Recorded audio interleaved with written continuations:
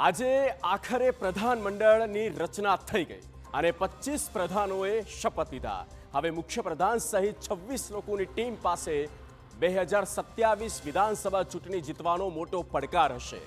2022માં ભાજપે 156 બેઠક મળી હતી, ત્યારે શું આ નવી ટીમ 156 બેઠક જાળવી રાખશે? આ સૌથી મોટો પડકાર રહેવાનો છે આ નવી ટીમ માટે. અને પ્રધાનમંડળની રચનાથી અનેક બાબત સ્પષ્ટ થઈ ગઈ છે. હવે ભાજપ સૌરાષ્ટ્રમાં પોતાનો દબદબો વધારવા માંગે છે, જેથી સૌથી વધુ પ્રધાન કચ્છ અને સૌરાષ્ટ્રથી સામે આવ્યા. એટલું જ નહીં, પ્રધાનમંડળમાં જાતિના ગણિતને પણ સાચવવાની કોશિશ કરવામાં આવી. આ ઉપરાંત મહિલાઓ અને યુવાનોએ કેબિનેટમાં સ્થાન આપવામાં આવ્યું છે. ત્યારે 26ની ટીમ કેવી રીતે 27નું મિશન પાર પાડી શકશે તેની કરીશું વાત. તો આ 26 સ્પેશિયલ 26 કે જે ગુજરાતને મળી ચૂક્યા છે અને આ નવી ટીમ તૈયાર થઈ ગઈ છે અને તમામની વચ્ચે કેબિનેટ બેઠક બાદ નવનિયુક્ત મંત્રીઓને ખાતાની ફાળવણી કરી દેવામાં આવશે. આ ઉપરાંત નક્કી કરી દેવામાં આવ્યું છે, જુઓ, હર્ષ સંઘવી રહેશે ગૃહ મંત્રી અને તે ગૃહ વિભાગ રહેશે યથાવત. હર્ષ સંઘવી આ પદ પર અને જીતુ વાઘાણીને કૃષિ પ્રધાન બનાવવામાં આવ્યા. આ એક મોટી બાબત કહી શકાય. અહીંયા ચેન્જીસ આવ્યા છે અને જીતુ વાઘાણીને ફરી જ્યારે મંત્રીમંડળમાં સ્થાન મળ્યું છે એક બ્રેક પછી અને તેમને આ ખાતું આપવામાં આવ્યું. અર્જુન મોઢવાડિયાને પણ વન પર્યાવરણ, ઋષિકેશ પટેલે ઉર્જા પેટ્રોકેમિકલ વિભાગની ફાળવણી કરવામાં આવી છે. સ્વરૂપજી ઠાકોરની વાત કરીએ તો તેમને ખાદી ઉદ્યોગ વિભાગની ફાળવણી કરવામાં આવી. ત્રિકમ છાંગાને ઉચ્ચ અને ટેકનિકલ શિક્ષણની ફાળવણી કરવામાં આવી છે. ત્રિકમ છાંગાને આ ખાતું આપવામાં આવ્યું છે. પ્રફુલ પાનસેરિયા, જેમને સ્વતંત્ર હવાલો અપાયો છે આરોગ્ય વિભાગનો, પ્રફુલ પાનસેરિયાને આરોગ્ય વિભાગનો હવાલો અપાયો છે. કેબિનેટ બેઠક પછી નવનિયુક્ત મંત્રીઓને ખાતાની ફાળવણી કરી દેવામાં આવી છે અને ઘણા બધા ફેરફાર. જુઓ, કાંતિ અમૃતિયા અને તેમને શ્રમ રોજગાર વિભાગની ફાળવણી આપવામાં આવી છે. સંજયસિંહ મહિડા, જેમને મહેસૂલ, પંચાયત અને ગ્રામ વિભાગ ફાળવવામાં આવ્યું છે. તો આ સ્પેશિયલ 26 જે છે તે તૈયાર થઈ ચૂકી છે અને તેમના સેક્શન પણ નક્કી કરી દેવામાં આવ્યા છે. તેમને ખાતાની જે ફાળવણી છે તે પણ કરી દેવામાં આવી છે. ઘણા બધા ફેરફાર ચોક્કસ થયા છે. જેમને રિપીટ કર્યા છે એમના પણ ખાતામાં ઘણા બધા ફેરફાર થયા છે. હર્ષ સંઘવીને ગૃહ વિભાગનું ખાતું જે છે તે આપવામાં આવ્યું છે. આ સાથે જ ગાંધીનગરથી જોડાઈ ચૂક્યા છે political editor Kinjal Mishra. Kinjal, special 26 Bhupendra પટેલની સરકાર અને આ નવી સરકારનું ગઠન થઈ ગયું છે.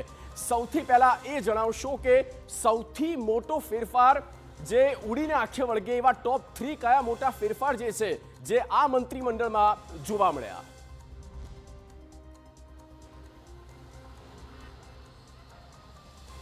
બિલકુલ, સૌથી જે મોટો ફેરફાર છે એ ડેપ્યુટી સીએમને લઈને છે, કેમ કે ડેપ્યુટી સીએમ તરીકે હર્ષ સંઘવી છે, પરંતુ આપ જુઓ કે ગૃહ ખાતાનો સંપૂર્ણ જે ચાર્જ છે તે ડેપ્યુટી સીએમને આપવામાં આવ્યો છે. અત્યાર સુધીમાં જે રાજ્યકક્ષામાં ગૃહ રાજ્યપ્રધાન હતા, એટલે આ એક મોટો ચેન્જ છે તે ડેપ્યુટી સીએમના ખાતામાં જોવા મળી રહ્યો છે. તેની સાથે જ કેમ કે ઓલિમ્પિક અને કોમનવેલ્થ ગેમનું એક આયોજનની અંદર સતત હર્ષ સંઘવી સંપર્કમાં છે, તો એ સ્પોર્ટ્સ વિભાગ પણ તેમને આપવામાં આવ્યો છે. તેની સાથે જ આપ જોઈ શકો છો કે જે સૌથી વધારે જે લઘુ અને ગૃહ ઉદ્યોગ છે તે અમને આપવામાં આવ્યું છે. એટલે કે સીધો આંખે ઉડીને વળગે છે એ છે કે ગૃહ વિભાગનો ચાર્જ અકબંધ રાખવામાં આવ્યો છે. ડેપ્યુટી સીએમ તરીકે હર્ષ સંઘવીનું પ્રમોશન છે તે થયું છે. બાકીની વાત જે આપે પણ કહી તે પ્રમાણે કે જે પણ મંત્રીઓને રિપીટ કરવામાં આવ્યા છે, પરંતુ તેના પણ ખાતામાં ખૂબ મોટો જે ફેરફાર છે તે થયો છે. તેની પાછળના કારણો પણ છે. જેમ કે કનુભાઈ દેસાઈની વાત કરવામાં આવે, તેમની પાસે નાણાં રાખવામાં આવ્યું છે, પરંતુ ઉર્જા અને પેટ્રોકેમિકલનું ખાતું છે તે હટાવી દેવામાં આવ્યું છે. તો ઉર્જા અને પેટ્રોકેમિકલ ઋષિકેશભાઈને ભલે આપવામાં આવે છે, પરંતુ તેમની પાસેથી સૌથી મહત્વનું જે ખાતું હતું હેલ્થ તે લઈ લેવામાં આવ્યું છે અને હેલ્થ વિભાગનો જે પ્રભાર છે તે પ્રફુલ પાનસેરિયાને સોંપવામાં આવ્યો છે.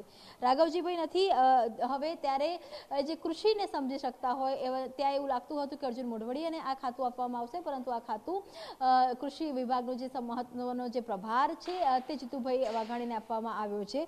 તો બીજી તરફ નરેશ પટેલની જો વાત કરવામાં આવે તો આદિજાતિ વિકાસનું જે પોર્ટફોલિયો છે તે આપવામાં આવ્યું છે. અર્જુનભાઈની વાત કરવામાં આવે, અર્જુનભાઈ માટે હંમેશા કહેવામાં આવતું હતું ખૂબ મહત્વના વિભાગ છે તેમને આપવામાં આવશે, પરંતુ વન અને પર્યાવરણ એ ખૂબ મહત્વનો વિભાગ તેમને આપવામાં આવશે. તેના સિવાયના જે ક્લાઇમેટ ચેન્જ સહિતના જે વિભાગ છે તે આપવામાં આવ્યા છે. અને ખાતાની જે સતત ઓન સ્ક્રીન પણ આપણે બતાવી રહ્યા છીએ કે કયા મંત્રીને કયું ખાતું મળ્યું, પરંતુ જે કોમ્બિનેશન કરવામાં આવ્યું છે કે જે તે વ્યક્તિની જે પ્રકારની ધારાસભ્યની પણ જે સ્કિલ છે અથવા તો જે પ્રકારની કામના કુશળતા છે, જેમ કે અર્બન ડેવલપમેન્ટ, હાઉસિંગ ડેવલપમેન્ટની વાત કરવામાં આવે તો મુખ્યપ્રધાન પાસે આખું સમગ્ર પોર્ટફોલિયો છે, ત્યારે તેના રાજ્યકક્ષામાં દર્શનાબેન વાઘેલાને બનાવવામાં આવ્યા છે. આ એક પ્રકારનો પડકાર પણ છે, કેમ કે દર્શનાબેન વાઘેલા સામાન્ય રીતે મહેસૂલ જે છે મહેસૂલની અંદર મહિલા મંત્રીઓ પરનો જે અખતરો છે તે સરકાર નથી કરતી હોતી.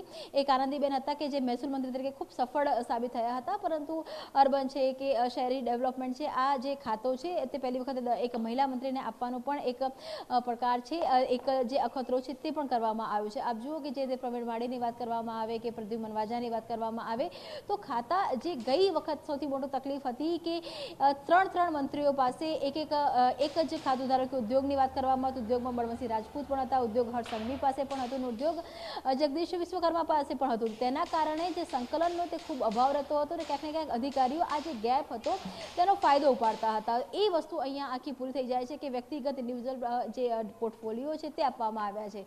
આપ જુઓ કે જે ખાતાઓ પર સવાલ ઊભા થયા હતા, જેમ કે પંચાયત પર સવાલ ઊભો થયો હતો, જે પ્રકારનું કૌભાંડ હતું, ત્યારે એ ખાતું ખૂબ જ સેન્સિટિવ ખાતું છે, તો એ ખાતું ઋષિકેશ પટેલને સોંપવામાં આવ્યું છે. તેની સાથે જ બીજા પણ મહત્વપૂર્ણ ખાતા છે તેમને આપવામાં આવે છે, પરંતુ સૌથી મહત્વપૂર્ણ જે ખાતું હતું હેલ્થ તે તેમની પાસેથી લેવામાં આવ્યું છે.